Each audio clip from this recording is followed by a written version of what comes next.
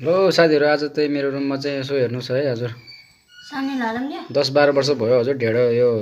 कोदोको ढेँडो नखाएको चाहिँ हजुर है कोदोको ढेँडो मस्त ढेँडो खाइन्छ हजुर साथीहरू हेर्नुहोस् न साथीहरू यहाँ यता भात नर्मली भात बाल्यो यता गुन्द्रुक के भन्छ यो गुन्द्रुक त छैन साथीहरू गुन्द्रुक चाहिँ धेरै मिस भएको छ यो भटमास र अचार मासुहरू यसो रायो सागहरू होइन हेर्नुहोस् न साथीहरू ढेँडो पसिँदैछ बोल्दै हेर्नुहोस् न साथीहरू ल हेर्नुहोस्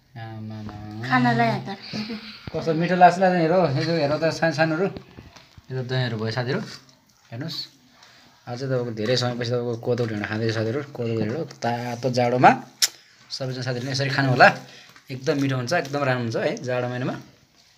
दामी छ दामी साथी यहाँ तपाईँको गुन्द्रुक चाहिँ एकदमै मिस भएको साथीहरू एकदम है